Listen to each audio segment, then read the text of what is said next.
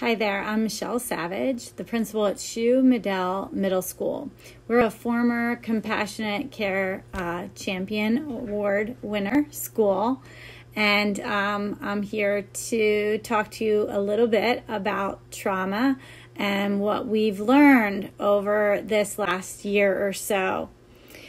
I can tell you that I am extremely glad that we spent a lot of time over my last 7.5 years here at SHU working on trauma.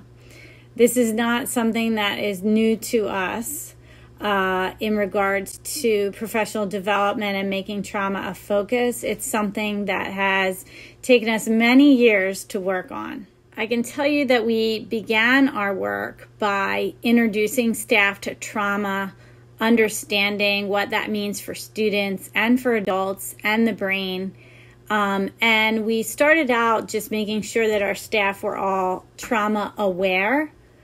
And then we worked into helping them become trauma informed and eventually developing into a school that had a focus on Maslow before Bloom and relationships matter. That is a big, huge part of our belief system here at SHU and what guides and leads us in our work every day.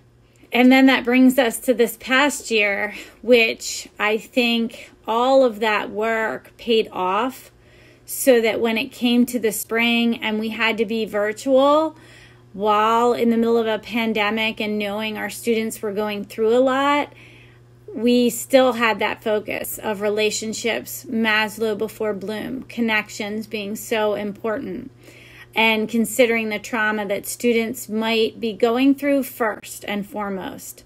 I think that's what helped us survive the spring, what kept our students connected, and also what helped us start this year virtually in a situation that was definitely a challenge to develop relationships. We made sure we figured out how to beat that challenge.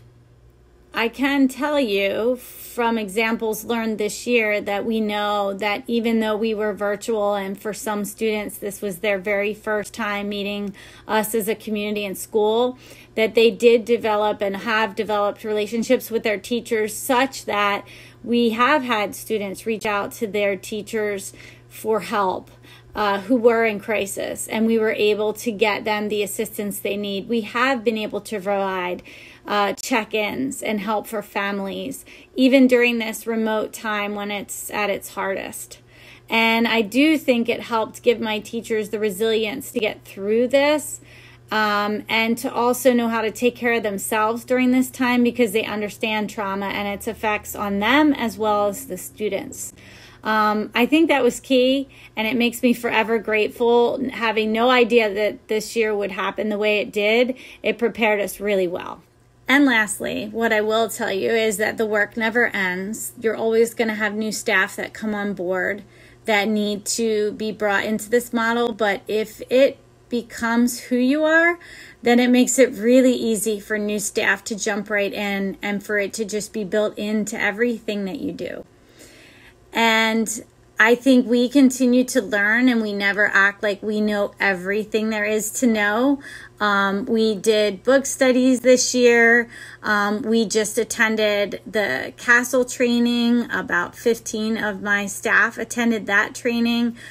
So we continue to look for ways to develop ourselves as trauma informed and trying to be the best we can at understanding trauma for our students.